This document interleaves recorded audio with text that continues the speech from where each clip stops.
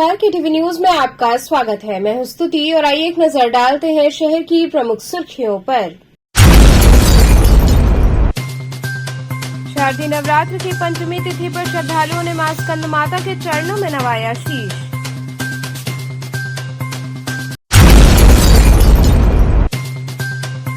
BHU में non net fellowship बढ़ाने को लेकर छात्रों ने काली पट्टी बांधकर केंद्रीय कार्यालय पर दिया धरना।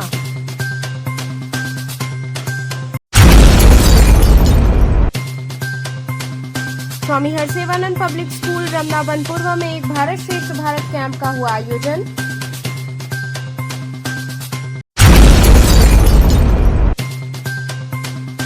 और रोटरी क्लब ने 80 घाट पर 2 व्हील चेयर की प्रदान।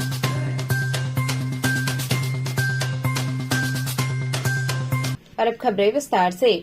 शारदीय नवरात्र की पंचमी तिथि पर श्रद्धालुओं ने मां स्कंद माता के चरणों में शीश नवाया। शारदीय नवरात्र के 5वें दिन मां स्कंद माता के रूप का दर्शन करने का विधान है। वाराणसी में मां स्कंद माता बागेश्वरी देवी के रूप में विद्यमान है।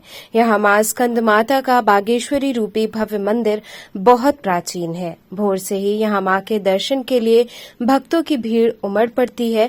मां स्कंद माता रूपी बागेश्वरी को विद्या की देवी माना जाता है, इसीलिए यहां छात्र भक्तों की खासी भीड़ रहती है। वाराणसी का स्कंद माता बागेश्वरी रूपी मंदिर सैकड़ों वर्षों से भक्तों की आस्था का केंद्र है। शारदीय नवरात्र में इनके दर्शनों का विशेष महत्व है। भक्त मां के दर्शन व पूजन करते हैं और मां स्कंद माता रूपी बागेश्वरी जी उनकी मनोकामना पूर्ण करती हैं। काशी में देवी स्कंद माता का मंदिर जैतपुरा स्थित बागेश्वरी देवी मंदिर परिसर में माना गया है। नवरात्र के दिनों में यहां दूर दूर से लोग अपनी मनोकामनाओं के साथ दर्शन पूजन के लिए आते हैं। मान्यता के अनुसार स्कंद माता कार्तिकेय की माता होने के कारण ही देवी के इस स्वरूप को स्कंद माता का नाम मिला है। काशी खंड और देवी पुराण के क्रम में स्कंद पुराण में देवी का भव्य रूप से वर्णन किया गया है। मां स्कंद माता को विद्यावाहिनी, माहेश्वरी और गौरी के नाम से भी जाना जाता है। सिंह पर सवार माता अपने गोद में सनत कुमार भगवान कार्तिकेय को लिए हुए संदेश देती हैं कि सांसारिक मोह माया में रहते हुए भी भक्ति के मार्ग पर चला जा सकता है। आज नवरात्र का 5वां दिन है। नवरात्र के 5वें दिन मां स्कंद माता का दर्शन होता है और स्कंद माता नाम स्वामी कार्तिकेय जी की वजह से जिनको अपने गोद में विराजमान है इसी के नाम से माता का नाम स्कंद माता पड़ा है। किस तरह की फल की प्राप्ति होती है यहाँ दर्शन पूजन से? माता का पूजन करने से जो लोग बोल नहीं पाते, जो लोग चल नहीं पाते हैं, उनको दर्शन करने का जो लोगों की पुत्र की प्राप्ति में किसी प्रकार की बाधा उत्पन्न होती है उनको माता का दर्शन करने से उनके हर फल की प्राप्ति पूर्ण होती है।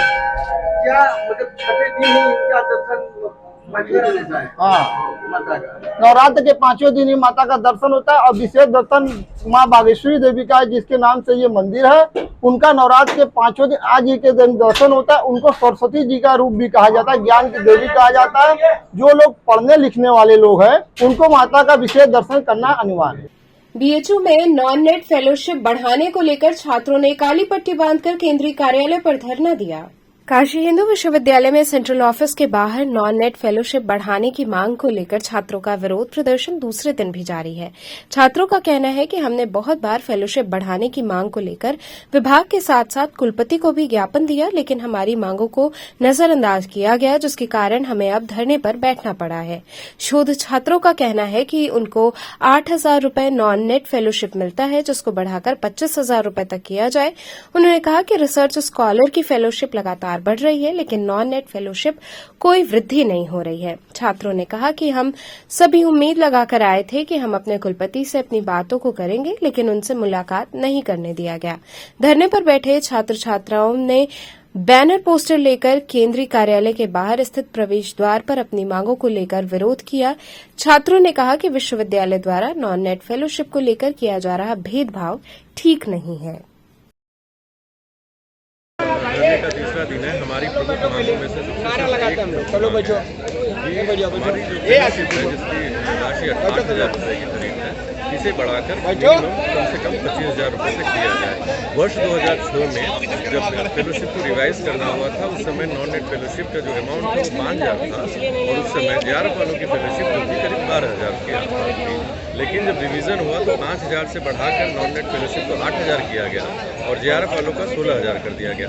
आज की डेट में जेआरएफ के बच्चों को 37,000 रुपये तक दिए जा रहे हैं। लगातार हर साल उसको रिवाइज करते गए और उसकी राशि बढ़ाते गए, मगर वर्ष 2006 से लेके आज 2023 तक एक भी बार कोई रिवीजन हमारी फेलोशिप में नहीं हुआ है और आज भी हम उसी 2006 के महंगाई भत्ते और तमाम खर्चों के अनुसार 8,000 रुपये ही पा रहे हैं। अगर आपकी मांगे नहीं मानी जाती हैं तब आप क्या करेंगे? करेंगे हमारा आंदोलन जो भी धरना आंदोलन चल रहा है ये अनवरत चलता रहेगा, तब तक चलता रहेगा जब तक हमारी मांगे पूरी नहीं होंगी।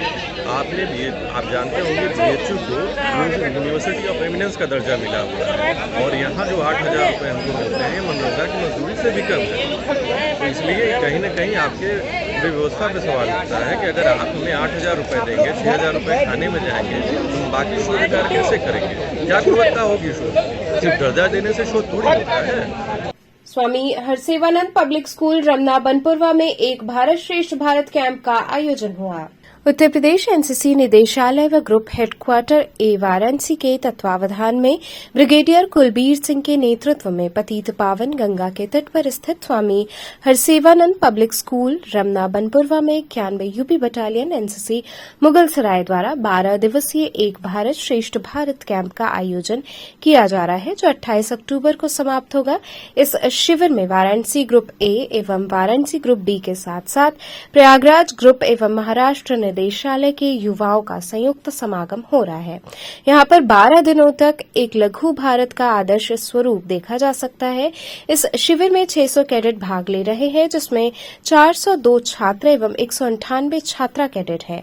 इस कैंप का उद्देश्य है कि इन 12 दिनों में एक लघु भारत में छात्र छात्रा सैनिकों द्वारा एक प्रांत के द्वारा दूसरे प्रांत के रहन सहन, खान पान, पर्व त्योहार व भाषाओं का आपसी समागम इस रूप में हो कि एक दूसरे से प्रभावित होकर उनके प्रति सम्मान की भावना जागृत हो एवं समर्पण के भाव से एक दूसरे का सहयोग करना शुरू कर दें। इस शिविर का प्रारंभिक संबोधन brigadier Kulbir Singh, group commander Varanasi NCC group A द्वारा गुरुवार को किया गया, जिसमें उन्होंने कैडेट से कहा कि वे इस शिविर के उद्देश्य पूर्ति तथा अपने व्यक्तित्व विकास हेतु बढ़ चढ़कर प्रयास करें। Colonel Prabhat Kumar Mishra, commanding officer 91 UP battalion NCC Mughalsarai ने इस कैंप को राष्ट्र निर्माण की कड़ी बताया। काशी विश्वनाथ मंदिर व सारनाथ की सांस्कृतिक यात्राओं का भी आयोजन किया जाएगा। ये समस्त आयोजन संत मत अनुयायी आश्रम मठ गढ़वा घाट द्वारा संचालित हरसेवानंद पब्लिक स्कूल रमना बनपुरवा के आधुनिक हॉस्टल व खेल सुविधाओं से सुसज्जित प्रांगण में किया जा रहा है, जिसमें कैंप के उद्देश्य पूर्ति व कैडेट्स के समग्र विकास में भरपूर सहयोग प्राप्त हो रहा है। क्या इसका उद्देश्य है? आपको अवगत होगा कि एनसीसी एक बहुत बड़ा वॉलंटरी ऑर्गेनाइजेशन है और इसमें तकरीबन 17 लाख कैडेट्स पार्टिसिपेट करते हैं हर साल। इस तरीके के जो कैंप्स हैं एनसीसी में बहुत सारे किए जाते हैं। ये प्लेटफॉर्म प्रोवाइड करता है हमारे एनसीसी कैडेट्स को अपना ओवरऑल डेवलपमेंट करने के लिए और उनको एक मौका देता है देखने के लिए कि वो फौज में किस तरीके से रूटीन फॉलो होता है। उसी के सिलसिले में एक पहले नेशनल इंटीग्रेशन कैंप होता था जिसका कि नाम अभी बदल के एक भारत श्रेष्ठ भारत कैंप रख दिया गया है और ये एक नेशनल कैंप है।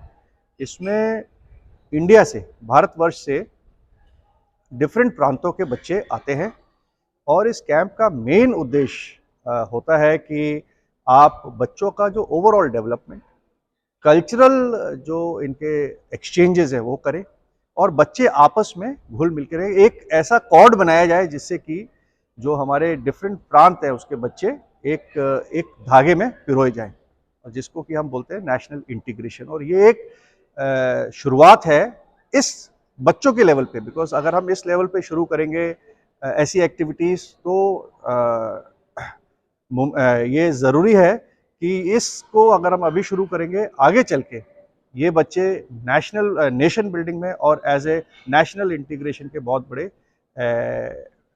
एम्बेसडर बन सकते हैं। क्या है कार्यक्रम? ये 12 दिवसीय एनसीसी का प्रशिक्षण शिविर है जिसमें शारीरिक, मानसिक, सांस्कृतिक और उन तमाम क्रियाकलापों के माध्यम से, जैसे कि बच्चों में उनकी सांस्कृतिक विचारों का आदान प्रदान हो सकता है, वो सारे इवेंट यहाँ आयोजित किए जा रहे हैं। कितना लाभ मिलेगा इससे छात्रों को? बहुत सारे लाभ होने हैं, क्योंकि जिस भारत की परिकल्पना की जा रही है, जिस मजबूत राष्ट्र की परिकल्पना की जा रही है, उसके बौद्धिक विकास के लिए आज के युवा को इतनी सारी जानकारियां होनी चाहिए जो यहाँ दी। समापन करेंगे इसका समापन 27 अक्टूबर को जितने इवेंट हो रहे हैं उसमें ये लोग उनका पुरस्कार वितरण समारोह रखे हैं।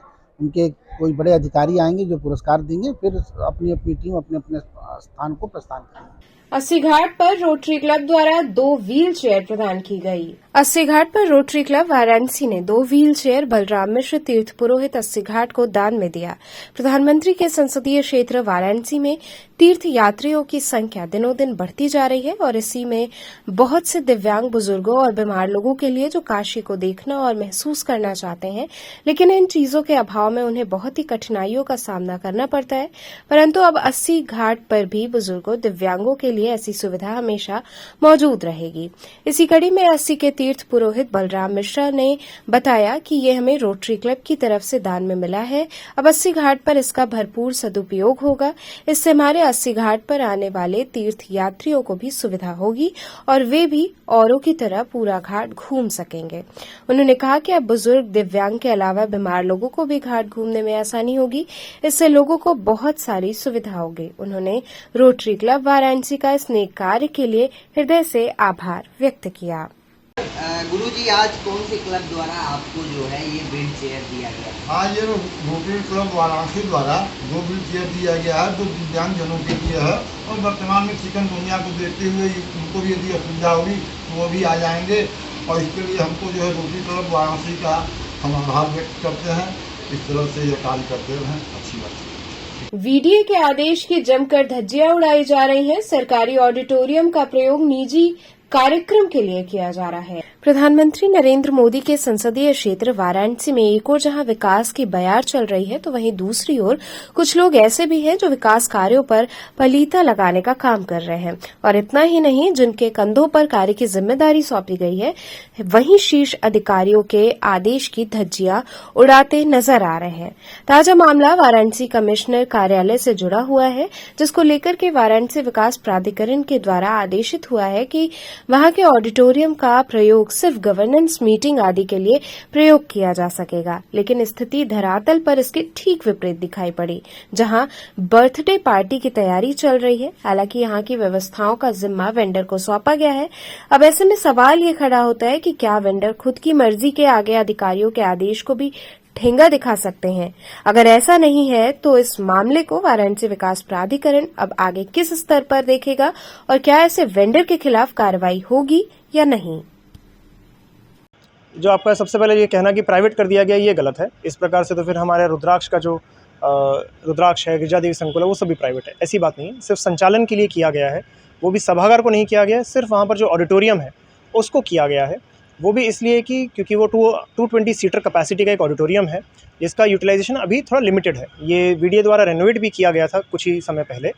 और इसमें स्पेसिफिक प्रोग्राम्स, जैसे कोई अगर मीटिंग है, कोई इस टाइप की कोई गेट टुगेदर टाइप का है, सिर्फ वही चीज़ें सिर्फ अलाउ की जाएंगी। इसमें कोई भी खान पीन का या इस प्रकार का जो बैंक्वेट टाइप का ये इस्तेमाल नहीं किया जाना है। इसमें कोई भी एक बेसिक जो स्कूल का कोई फंक्शन होने हैं, इस प्रकार का बिना शोर शराबे के मीटिंग्स वगैरह या कॉन्फ्रेंसेस जो की जानी है, सिर्फ उसी के लिए हमने इसको अभी संचालन के लिए दिया है। तो सर, क्या ये बीडीए द्वारा बुकिंग होगा या किसी ऐसे लोगों के द्वारा? या इसके लिए हमने एक वेंडर को ये दिया है, तो वेंडर के थ्रू ये बुकिंग हो पाएगी। तो सर, इसका कोई टेंडर पड़ा होगा या ऐसा कुछ आपके तरफ द्वारा? ये टेंडर के प्रोसेस के थ्रू ही किया गया है, ओपन टेंडर के थ्रू। तो सर, इसका कोई लागत, मतलब जैसे कोई बीडीए द्वारा इनके पास वो देखिए, वो इंटरनल चीज़ें हैं, लेकिन ये एक वेंडर को दिया गया है जिसका संचालन करेगा और जिसके लिए अधिकृत रहेगा उसको कि वो एक बेसिक मीटिंग्स, कॉन्फ्रेंसेस, इस प्रकार की जो भी हमारे टेंडर की कंडीशंस हैं, उसके तहत उसको वो रेंट आउट कर सकते हैं। यहाँ रुकेंगे एक छोटे से ब्रेक के लिए। आप बने रहिए केटीवी के साथ।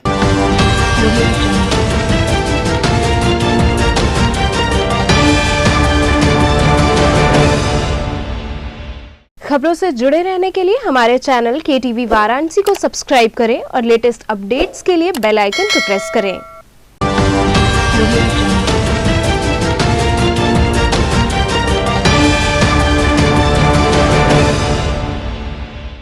ब्रेक के बाद आपका स्वागत है। बसंत महिला महाविद्यालय में दीक्षारंभ व गरबा महोत्सव का आयोजन हुआ।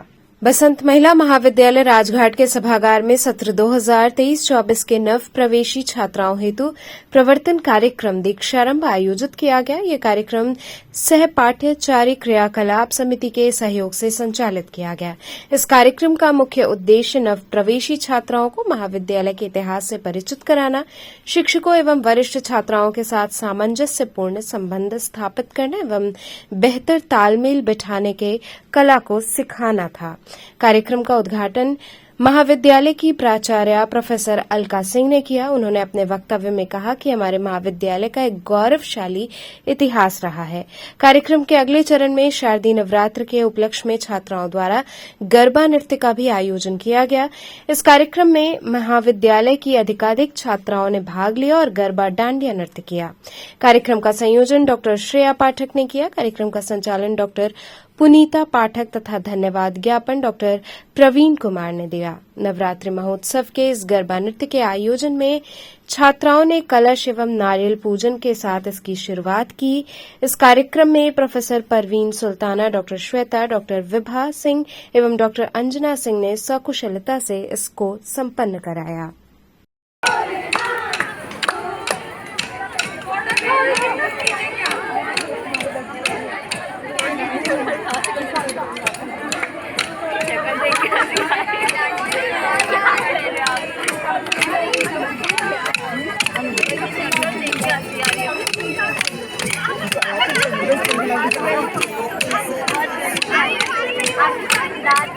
क्या है मैडम, आज किस तरह का विद्यालय में ये कार्यक्रम चल रहा है? हमारे यहाँ सत्र 2023-24 के नए बच्चों का कॉलेज में एडमिशन अभी हुआ है, तो आज हम लोग ने एक दीक्षारंभ का कार्यक्रम रखा था बच्चों को पूरी संस्था के बारे में बताने के लिए। और चूँकि शरदीय नवरात्र चल रहे हैं, उसी के उपलक्ष्य में दीक्षारंभ के उपरांत यहाँ पे गरबा का एक आयोजन किया गया, जो कि हमारे कल्चरल कमेटी ने किया है। उसमें मुख्य रूप से doctor Vibha Singh and doctor Parveen Sultana इन लोग ने ऑर्गेनाइज किया, जिसमें बच्चों ने पुराने छात्रों के साथ मिलजुल करके इस कैंपस में इस नवरात्र को अच्छे से मनाया। क्या संदेश देती है इस कार्यक्रम के माध्यम से? हम लोग का आशय ये था कि इस तरह से बच्चे आपस में बहुत अच्छे से घुल मिल जाएंगे, अपनी परंपरा और अपने संस्कार को साथ लेते हुए आज के दशक में आगे बढ़ना इनके लिए बहुत ज़रूरी है। तो उसी की कोशिश थी कि बच्चे इस चीज़ को समझ सकें। ये जो कार्यक्रम है वसंता कॉलेज फॉर वुमेन की कल्चरल कमेटी ने कराया है, और इसका जो मुख्य उद्देश्य है कि इस समय जो है हमारे कॉलेज में बीए फर्स्ट ईयर और एमए फर्स्ट ईयर की छात्राएं आई हैं, और जो भी एक जो सोशल डिस्टेंसिंग होता है बीए फर्स्ट ईयर और सेकेंड ईयर और थर्ड ईयर की लड़कियों के बीच में, सीनियर्स और जूनियर का जो गैप होता है वो इस गरबा प्रोग्राम से दूर हो जाएगा। और चूँकि गरबा एक तरह का राष्ट्रीय त्यौहार है, हम जो है बनारस की नगरी में रहते हैं, हम जो है संस्कृति को बहुत ज़्यादा प्रमोट करते हैं, तो ये एक तरह से उस हमारे ध्येय को पूरा करता है। शहर भर में 3 दिवसीय दुर्गा पूजा महोत्सव की तैयारी को अंतिम रूप दिया जा रहा है। जगह जगह आकर्षक पंडाल सजाए जा रहे हैं। नवरात्र का दिन चल रहा है और नवरात्र आते ही पूजा पंडालों में मां की प्रतिमाएं सजने लगी हैं। श्री दुर्गा पूजा समिति सनातन धर्म इंटर कॉलेज नई सड़क के अध्यक्ष सूरज जायसवाल ने बताया कि इस बार हम लोग केदार कॉरिडोर का निर्माण पूजा पंडाल के आधार पर करवा रहे हैं। पिछली बार हम लोग बाबा विश्वनाथ कॉरिडोर पंडाल का निर्माण करवाए थे, लेकिन इस बार केदार कॉरिडोर के स्वरूप को दिखाया गया है, जिसमें मां के 9 रूप एवं 12 ज्योतिर्लिंगों में प्रदर्शित किया गया है। प्रशासन की जो भी गाइडलाइन है उसके आधार पर हम लोग पूजा पंडाल बनाए हैं। किसी भी तरह की कोई घटना ना घटे उसको देखते हुए हम लोग पूजा पंडालों में फायर ब्रिगेड, बालू, राहत सामग्री मुहैया करा रहे हैं। 21 अक्टूबर को मां का दरबार भक्तों के लिए खोल दिया जाएगा और भक्त मां के दर्शन कर पाएंगे और केदार कॉरिडोर के भी झांकी का दर्शन होगा। वहीं किसी भी श्रद्धालु को यदि कोई भी दिक्कत होती है तो वो पूजा पंडाल पर आकर संपर्क कर सकता है। इस कार्यक्रम का संचालन कार्यवाहक अध्यक्ष सूरज जायसवाल, महासचिव मुकेश जायसवाल, उपाध्यक्ष रोहित जायसवाल, सुरेश चौरसिया, राकेश चौरसिया इत्यादि सहयोगियों द्वारा किया जा रहा है। पंडाल में तो केदारेश्वर रूप में एक भव्य स्वरूप दिया गया है, जिसके विषय में हमारे कार्यवाहक अध्यक्ष जी ने बताया। तो कितने दिन क्या क्या कार्यक्रम आप लोग कर रहे हैं, कितने कब मूर्ति विसर्जन कर रहे हैं? हम लोग की प्रतिमा ये सप्तमी के दिन जनता के लिए खोल दी जाएगी 21/10/2023 को, जो चल करके 21, 22, 23, 24 4 दिन यहाँ जनता के लिए ये पंडाल खुला रहता है, जिसमें श्रद्धालु आते हैं, अपने मन की मुराद माता रानी से पाते हैं। और 25 को सायंकाल 8 बजे से विसर्जन का कार्यक्रम प्रारंभ होगा, जो नई सड़क गिरजाघर लक्सा होते हुए लक्ष्मी कुंड में प्रभावित की जाएगी। तो इतने दिन में कुछ सांस्कृतिक कार्यक्रम वगैरह भी है या? नहीं, सांस्कृतिक कार्यक्रम में दिन में होता है, गंगा आरती होती है और डमरू दल आते हैं, जो भोलेनाथ का पूजा होता है, नौ कन्या का पूजा होता है। क्या खास होगा, इलेक्ट्रॉनिक है क्या आपका? हमारी प्रतिमा इलेक्ट्रॉनिक नहीं कही जा सकती, उसको कही जा सकती है यंत्र चलित प्रतिमा शो, जो 3 से 4 मिनट का है, जिसमें हम एक असुर का वध पूरा वर्णन 3 से 4 मिनट में दिखाते हैं। इस वर्ष जनता के लिए द्वारका वध का पूरा वर्णन जो है, माता रानी और बाबा भोलेनाथ का उस रोल में क्या अदा है, वो पूरी वर्णन 3 से 4 मिनट के अंदर जनता देखेगी और उसको सुनेगी, उसको समझेगी और सनातन धर्म की नई रीत को नई ऊर्जा के साथ अगले वर्ष फिर आने का प्रण लेगी। जनता को आने का और निकासी का किस तरह से व्यवस्था है? हमारा प्रवेश से लेकर एग्जिट तक बाहर से ही हम बैरिकेटिंग का प्रारंभ करते हैं। सनातन धर्म गेट के बाहर से, जो एक तरफ महिला, एक तरफ परिवार के लोग, मियाँ बीबी बच्चे जो भी हो, वो साथ में आते हैं। 2 तरफ से 2 बैरिकेटिंग चलती है। एक बैरिकेटिंग जो होता है वो प्रशासनिक के लिए होता है और इमरजेंसी के लिए, जो वो पूरी खाली रहती है, उसमें जनता नहीं आती है, उसमें प्रशासन आते हैं और वीआईपी लोग आते हैं, या कोई घटना हुई तो उसमें एकदम सीधे अंदर आ जाएं। सारी व्यवस्थाएं पूरी कर ली गई? सारी व्यवस्थाएं यहाँ संपूर्ण हो चुकी है। कल मेरा बाहर का बैरिकेटिंग भी संपूर्ण रूप से पूरा तैयार हो जाएगा, जिसकी हम फोटोग्राफिक भी आप लोगों को दे देंगे, आप लोग भी देख लीजिए। इस बार खास हम लोग अपने पूजा पंडाल में केदारनाथ कॉरिडोर बना लिए हैं, बन चुका है, तैयार हो चुका है। तो क्या सुविधाएं रखते हैं जनता के लिए? अपार भीड़ होती है आपकी जो है? जनता के लिए सारी सुविधाएं हम लोग रखे हैं। 200 वॉलंटियर हमारे हैं, जो जगह जगह खड़े रहेंगे दर्शनार्थियों को दर्शन कराने के लिए।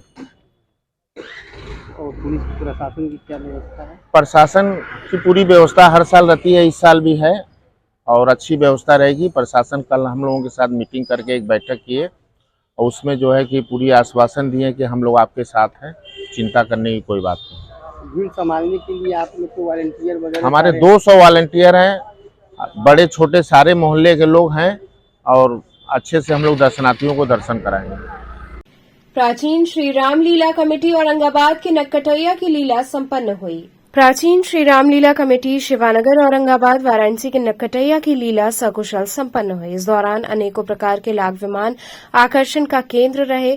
लाग विमान कस्तूरबा नगर से उठकर सोनिया, औरंगाबाद, लहंगपुरा, शेख सलीम फाटक, पांदरीबा, औरंगाबाद चौराहे से होते हुए लक्सा पर पहुंचकर समाप्त हुआ। मुख्य रूप से शामिल लोगों में रामलीला कमेटी के प्रकाशपति त्रिपाठी, उपाध्यक्ष रामराज, रोहित चौरसिया, AK दुबे व अन्य पदाधिकारी शामिल रहे।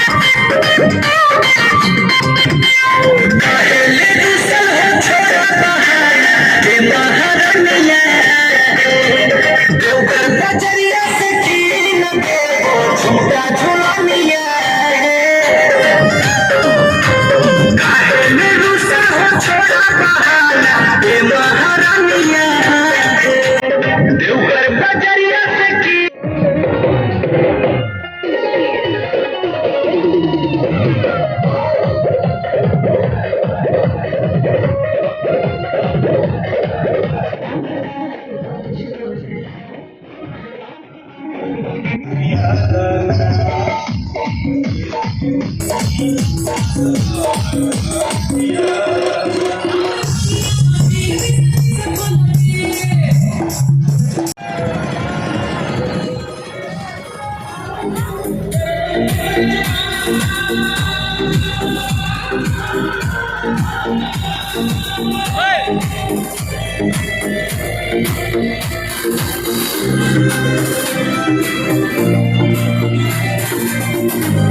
की ये किस तरह का परंपरा है? ये देखिए सदियों पुराना भगवान राम के समय का परंपरा चला आ रहा है। आज के दिन यहाँ हमारे यहाँ नकटैया होता है और नकटैया में लक्ष्मण जी सुपनता का नाक काटते हैं और नाक जो काटते हैं उसी समय हम लोग लाख विमान के साथ नकटैया का आयोजन करते हैं, शुभारम्भ करते हैं। नकटैया कहाँ का स्थित है, कितना प्राचीन है? ये आप यहाँ जिस स्थल पे आप खड़े हैं ये बहुत प्राचीन, बहुत सदियों पुराना, सैकड़ों साल पुराना यहाँ का परंपरा कर चला आ रहा है और आगे भी चलता रहेगा। क्या नाम है यहाँ? जी यहाँ का नाम है प्राचीन श्री रामलीला कमेटी शिवानगर औरंगाबाद। इस साल नया क्या है? इस बार नया इसमें लाख विमान अनेक तरीकों का है। उसमें से महिषासुर वध का एक लाख बहुत अच्छा लाख है और एक हनुमान जी का भी लाख है और तरह तरह का झांकी है, छतर है, लाइट का अच्छी खासी सजावट की गई है पूरी लाख विमान में। सुरक्षा व्यवस्था हम लोगों के एकदम अच्छा खाता है। हमारे वॉलंटियर, हमारे पदाधिकारी एकदम लगे हुए हैं और प्रशासन भी हमारा पूरा सहयोग कर रहा है। अपर पुलिस आयुक्त कानून व्यवस्था ने यातायात पुलिस को आवश्यक दिशा निर्देश दिए। अपर पुलिस आयुक्त कानून व्यवस्था एस चेन्नप्पा द्वारा बिनिया चौराहे पर रुककर यातायात पुलिस में लगे हुए कर्मियों को निर्देशित किया गया। साथ ही सनातन धर्म इंटर कॉलेज में जहां मूर्ति स्थापना होनी है उस स्थान को भी देखा गया और गिरजाघर चौराहे पर पीआरबी के पुलिसकर्मी और यातायात के मुख्य आरक्षी और आरक्षी को आवश्यक दिशा निर्देश दिया गया। इस अवसर पर सहायक पुलिस आयुक्त दशा समेत अवधेश पांडे साथ में मौजूद रहे। आगामी त्यौहार को देखते हुए, नवरात्र को देखते हुए भीड़ भाड़ इलाकों में फुट पेट्रोलिंग कराया जा रहा है। संदिग्ध व्यक्ति वाहनों के ऊपर विशेष नज़र रखा जा रहा है। ट्रैफिक व्यवस्था सुचारू रखने के लिए सभी को दिशा निर्देश दिया जा रहा है और उसको सुचारू रखने का प्रयास भी किया जा रहा है। कुछ जगह डाइवर्जन करा रहे हैं, कुछ जगह बैरियर्स लगा रहे हैं और गाड़ियों का कुछ जगह प्रतिबंध लगाकर वहां का आवागमन को ये किया जाएगा। इस तरह का करके ट्रैफिक व्यवस्था को सुचारू रूप से 12 वर्षीय बालक द्वारा बिना साँचे के मां भगवती की अलौकिक प्रतिमा बनाई गई। मूर्तिकार गुथी हुई मिट्टी से प्रतिमा को आकार देते हैं। इसमें कुछ ऐसे भी हैं जिनकी कलाकारी लोगों को मंत्रमुग्ध कर देती है। ऐसी ही प्रतिभा लंका क्षेत्र के चित्तूपुर गेट के समीप मूर्ति बनाने वाले 12 वर्षीय श्रेयांश में है। बिना फ्रेम साँचे के ऐसी मूर्ति बनाते हैं कि लोग देखते रह जाते हैं। मंजे हुए मूर्तिकार भी नहीं पहचान पाते कि बिना फ्रेम के प्रतिमा बनाई गई है। बालक के अंदर मां दुर्गा की प्रतिमा बनाने का गजब का जज्बा है। श्रेयांश व उसका भाई साल भर जो जेब खर्च मिलता है उसे इकट्ठा कर प्रतिमा बनाते हैं। मूर्ति इतनी भव्य बनाते हैं कि लोगों की निगाहें टिक जाती हैं। श्रेयांश ने बताया कि लगभग 4-5 साल से प्रतिमा बनाने का काम कर रहे हैं। उन्होंने माता दुर्गा के साथ ही मां सरस्वती, माता लक्ष्मी, गणेश, कार्तिकेय, महिषासुर राक्षस और उनके वाहन भी बनाए हैं। मूर्ति को बनाने में 10 दिनों का समय लगता है। शंकर जी, दुर्गा जी, गणेश जी, भैरव जी, हनुमान जी सहित कई मूर्तियां बनाई हैं। बताया कि मूर्ति बनाने के लिए मिट्टी, दफ्ती, कागज, मोती, पुआल सहित अन्य सामान दुकान से लाते हैं। इसके साथ ही माता को सजाने के लिए किरकिरी, स्टोन, धोती सहित अन्य सामान भी लाया जाता है। लगभग 4 फीट तक की प्रतिमा बनाई जाती है। 9 दिनों तक इसकी पूजन अर्चन करते हुए इसे विसर्जित कर दिया जाता है।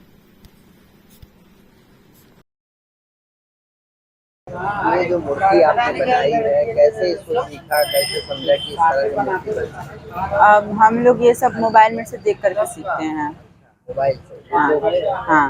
अच्छा, क्या दोनों भाई बनाए हो? क्या क्या नाम है दोनों का? मेरा नाम श्रेयांश है और मेरे भाई छोटे भाई का नाम किशन है। कहाँ पढ़ाई करते हैं आप? हम लोग इधर लंका पर महामना मदन इंटर कॉलेज में। अच्छा, ये मूर्ति के लिए क्या क्या सामान आप लोगों ने जुटाया, कैसे कैसे? इस मूर्ति के लिए हम लोग जैसे हम लोग को लकड़ी की आवश्यकता पड़ती है और घास की, पुआल की और मिट्टी की। आप लोगों ने बनाया? हाँ। और भी लोगों की मदद लेते हैं आप? ना बस मेरे 1-2 दोस्त रहते हैं, बाकी किसी के नहीं। अच्छा, इसके बाद जब पेंटिंग और ये कलाकृति जो बढ़िया माता का आँख और सब चीज, ये कैसे आप लोग डिजाइन करते हैं? ये सब भी हम लोग अपने हाथ से ही करते हैं, यूट्यूब से ही देख करते हैं। कितने दिन में बना लिए थे? 20 दिन में। 20 दिन में आप लोगों ने बना दिया। पिंडरा क्षेत्र के धनेश्वरी में किसान द्वारा जबरदस्ती रास्ता बनाए जाने का आरोप लगाया गया। वाराणसी पिंडरा क्षेत्र के ग्राम धनेश्वरी में किसान द्वारा ग्राम प्रधान व लेखपाल की मिलीभगत से जबरन रास्ता बनाने का आरोप लगाया गया। किसान ने बताया कि ग्राम प्रधान ग्रामीणों के साथ मिलकर हमारी जमीन में कूटरचित तरीके से रास्ता बनवाना चाहते हैं, जिसका विरोध करने पर ग्राम प्रधान कानून को व लेखपाल के द्वारा फंसाने की धमकी भी दी जा रही है। महिला ने बताया कि मेरी मांग सिर्फ इतनी है कि कानून को व लेखपाल द्वारा मेरे नंबर की जमीन की पैमाइश करके मेरी जमीन अलग करा दिया जाए, लेकिन ग्राम प्रधान और लेखपाल द्वारा जबरन मेरे नंबर की जमीन में रास्ता बनाने की कोशिश की जा रही है। क्या मामला है आपका? मेरा जमीन है, अपना नंबर का जमीन है, उधर आबादी का जमीन है। ये लोग आबादी में मकान बनवाए हैं, रास्ता में सीढ़ी बनवाए हैं। अब मेरे नंबर में से अपन जब रास्ता बनवा रहे हैं, हम लोग बोले कि हमारा रास्ता जमीन हम लोग का कम है, हम लोग पक्की नाप करवा लेंगे, तब पूरा सरहद से नापिए, पक्की नाप करवा लेंगे तो रास्ता बनवाइए, रास्ता बन जाएगा। कम होगा तो हम लोग भी देंगे, लेकिन ये लोग मान नहीं रहे हैं। ये लोग बस हमारा ही खेत नाप कर बस सीधे रास्ता बनवा रहे हैं। कौन लोग हैं? नीलू सिंह है, कानी गो हैं, लेखपाली हैं और यही सब लोग हैं। और जो हमारे बगल के हैं वे लोग हैं। नीलू सिंह कौन है? नीलू सिंह प्रधान। हम लोग रोक रहे थे तो चौकी इंचार्ज बोले, अब महिला लेडीज़ पुलिस थी तो बोली कि तुम लोग रोक रही हो, अगर से हम लोग बनवाना चाहेंगे तो बनवा लेंगे। हम कहीं सर आप रास्ता तो बनेगा ही, लेकिन हमारा रकबा सरहद से नपवा दीजिए, हमारा रकबा पूरा हो जाए, इसके बाद हम लोग रायन से 1 हाथ 2 हाथ दे देंगे, बन जाएगा। लेकिन वो लोग नहीं, सीधे वो लोग हम लोग का नाम लिख कर सीधे चले गए वहाँ पिंडरा। वहाँ पे हम लोग का कोई रिपोर्ट भी एसडीएम पुलिस चौकी बड़ा थाना के कोई लोग नहीं सुनते हैं हम लोग का बात। ये लोग पैसा दे देकर फिट हो जाते हैं प्रधान जी के साथ, हम लोग का कोई बात नहीं सुनते हैं। हमारे आदमी नहीं है, बतलाइए। हम लोग तीन ही लोग हैं, 2 आदमी हैं, 3 औरतें हैं। माँ मेरी सास है, मेरी देवरान है, हम हैं। हम लोग पूरा वहाँ पे सब कह रही थी कि लेडीज़ पुलिस कह रही थी कि ये सब रिश्तेदार के लोग को बुलाएंगे हैं, ये सब रिश्तेदार नाम नोट कर लीजिए। क्या विवाद हुआ, उस विषय में कुछ बताइए आप। सर आज जो है हम लोगों को पता नहीं, हम लोग अपने काम पे गए थे सर। जो है एकाएक जो है प्रधान जो है 2 महिला सिपाही और 5-7 पुलिस लेके जो है चौकी इंचार्ज को लेके नेपाल कानीगो मौके पे आके जो है और 10-12 लोग बाहरी जो है प्रधान लेके आए जो है, और जो है ज़बरदस्ती जो है हमारे खेत में जो है नाप के जो है चक्रोट बनवाने लगे। जो है हमको जब मालूम चला जो है तो हम आए जो है तो रोकने गए जो है, तो वहाँ पे जो है ज़बरदस्ती बोल रहे हैं कि इसके खिलाफ़ FIR करके जेल भेजो। जो है चक्रोट जो है चक्रोट तुम नहीं रोक सकते हो। हम कहे सर हम पक्की पैमाइश का दरख्वास्त दिए हैं, हमारा धारा 24 का जो है नाप हो रहा है, लेकिन हमारा जो है नेपाल कानी को गलत तरीके से नाप के गए हैं। मैं ये चाहता हूँ कि जो है दरख्वास्त दिया हूँ कि हमारा फिर से जो है कोई केंद्र बिंदु लेके जो है ज़मीन को हमारे यहाँ पे, उसके बाद चक्रोट जहाँ है बनवाइए, हम भी चक्रोट बनवाने के लिए तैयार हैं। जो है हम उसमें इंटरफेयर नहीं करेंगे। जो है अगर घटता है तो हम हाथ 2 हाथ देने के लिए भी तैयार हैं, लेकिन जो है एक सरहद लेके नाप के जो है हमारा क्लियर कर दे, हमको संतुष्ट करे। जो है लेकिन प्रधान के दबाव में जो है नेपाल कानी को जो है ये लोग कह रहे हैं कि नहीं चक्रोट जो है यहीं पे है, यही बनेगा। जो है उसके बाद जो है चक्रोट बन जाएगा, तुम्हारा जहाँ है अपना जो है नपवा के लो। बताइए सर आप आपत्ति क्यों लगा रहे हैं? सर हम आपत्ति लगा रहे हैं कि हमारा जो है नेपाल कानी को पैसा लेके जो है प्रधान से मिलके जो है गलत तरीके से नापी कर रहे हैं, और हमसे गलत तरीके से नाप के जो है हम सीमांकन पे जो है साइन करा लिए हैं, जबकि मैं साइन नहीं कर रहा था। हमको आश्वासन दिए जो है सब लोग की तुम्हारा जैसे ज़मीन है उस हिसाब से पूरा ज़मीन मिलेगा, तभी जो है चक्रोट बनेगा। जब मैं साइन कर दिया उसके बाद जो है अब दबाव बना रहे हैं कि नहीं ये आपका नप गया है, अब चक्रोट बनेगा, उसके बाद तुम्हारा ज़मीन क्लियर होगा। बताइए सर जो है हमारे नंबर में चक्रोट बनेगा, हमारा जबकि नंबर खुद 60 डिवीजन ज़मीन कम है। ग्राम प्रधान कौन है? नीलू सिंह है सर। जो है आज आप लोग कहाँ गए थे? आज गए थे सर पिंडरा जो है SDM साहब के पास दरखास्त देने के लिए, और उसके पहले वो लोग पहुँचे जो है वहाँ पे दरखास्त दे दिए थे जो है हमारे खिलाफ। जो है जब मैं गया अपना दरखास्त लेके तो SDM साहब बोली कि तुम गुंडा हो, जो है महिलाओं को आगे करके जो है वहाँ पे जो है रंगबाजी करते हो, तुमको अभी मैं जेल भेजता हूँ। जो है और वहाँ पे रिपोर्ट लिखी जो है कि इसको जेल भेजो। जो है तुम प्रधान जी आप जाके नेपाल साहब तुरंत चक्रोट को वहाँ पर बनवाइए। जो है हमारा काम है चक्रोट बनवाने का। जो है तुम्हारा नंबर का ज़मीन है, जब तुम्हारा नपेगा तो अपना लेना। जो है तो हम कहे सर बताइए हम धारा 24 का पैमाइश कर रहे हैं, हमारा ये लोग गलत सीमांकन किए हैं, कोई सरहद बिंदु लेके नहीं नापे हैं सर। तो सरहद से नाप दे, जहाँ चक्रोट है वहाँ बनवाइए, हम कहाँ आपत्ति कर रहे हैं। लेकिन वो ये बात को मानने को तैयार नहीं है, बोल रहे हैं ज़बरदस्ती कि इनके खिलाफ FIR लिखो जो है, उसके बाद जो है इसको जेल भेजो और तुम लोग जाके अपना चक्रोट बनवाइए जो है सर। BHU भारत अध्ययन केंद्र में द रामलीला ऑफ रामायण की फोटो प्रदर्शनी लगाई गई। भारत अध्ययन केंद्र काशी हिंदू विश्वविद्यालय के तृतीय तल पर 2 दिवसीय द रामलीला ऑफ रामायण की फोटो प्रदर्शनी का उद्घाटन प्रोफेसर किशोर मिश्र, संकाय प्रमुख कला संकाय तथा प्रोफेसर विजय शंकर शुक्ल, वरिष्ठ सलाहकार इंदिरा गांधी राष्ट्रीय कला केंद्र वाराणसी के हाथों संपन्न हुआ। ये भारत अध्ययन केंद्र द्वारा क्षेत्रीय विरासत के अध्ययन हेतु समर्पित कार्यक्रम के रूप में प्रदर्शनी विद्यार्थियों के मध्य अपने सांस्कृतिक विरासत से परिचित कराने का महत्वपूर्ण पहल है। इस प्रदर्शनी में विश्व प्रसिद्ध से बड़ी मात्रा में छात्र छात्रा उपस्थित होकर प्रदर्शनी से लाभान्वित हुए। इस प्रदर्शनी के समन्वयक डॉक्टर अनुपति त्रिपाठी ने प्रदर्शनी के विषय में विस्तार पूर्वक जानकारी दी। किस तरह का आयोजन हुआ? ये आयोजन रामनगर की रामलीला के फोटो का ये आयोजन है। इसके द्वारा हम विद्यार्थियों को रामनगर जो हमारे बनारस का सांस्कृतिक विरासत की धरोहर है उससे परिचित हो सकेंगे। भारत अध्ययन केंद्र के ये हिंदू अध्ययन के विद्यार्थियों के लिए प्रदर्शनी लगाई गई है। वसुधा भारत अध्ययन केंद्र के हिंदू अध्ययन में नाट्य का एक पेपर है, जिसमें हमारे विद्यार्थी भारतीय नाट्य परंपरा से परिचित होते हैं। भारतीय नाट्य परंपरा का ये लिविंग ट्रेडिशन है रामनगर की रामलीला, जो परंपरागत रूप से उसी तरीके से आज भी की जा रही है।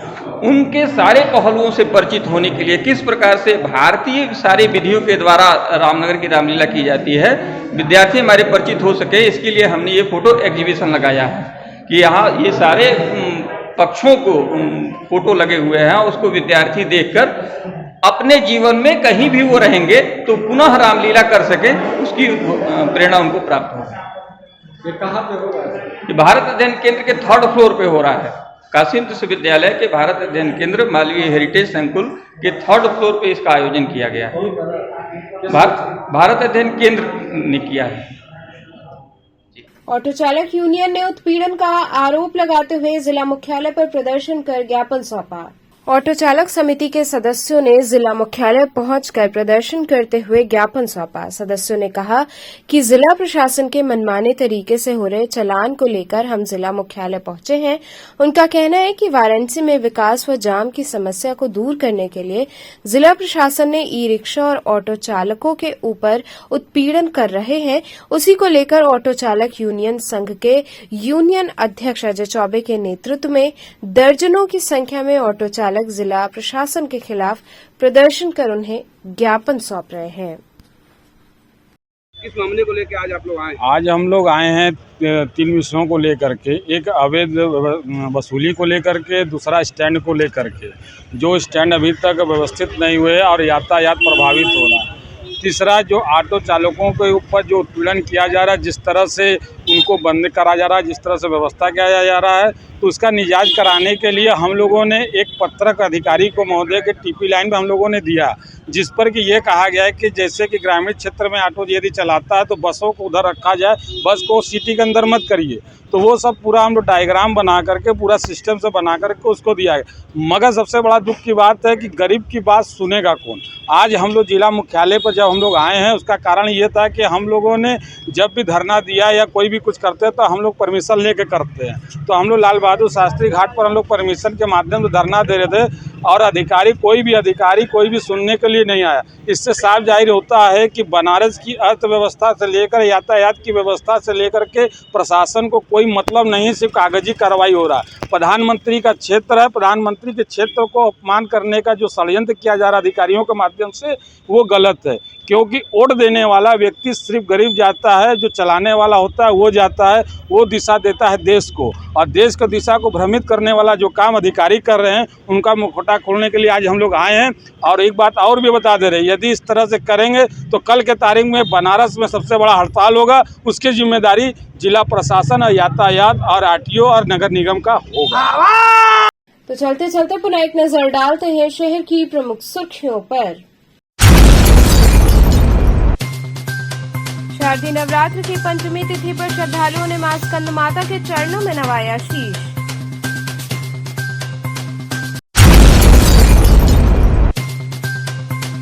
बीएचयू में नॉन नेट फेलोशिप बढ़ाने को लेकर छात्रों ने काली पट्टी बांधकर केंद्रीय कार्यालय पर दिया धरना।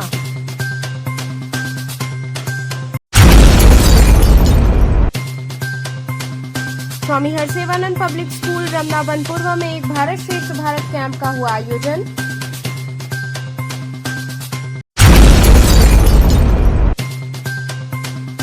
और रोटरी क्लब ने अस्सी घाट पर 2 व्हील चेयर की प्रदान।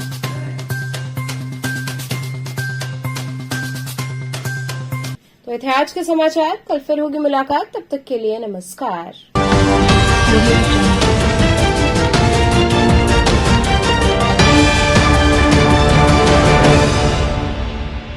खबरों से जुड़े रहने के लिए हमारे चैनल KTV वाराणसी को सब्सक्राइब करें और लेटेस्ट अपडेट्स के लिए बेल आइकन को प्रेस करें।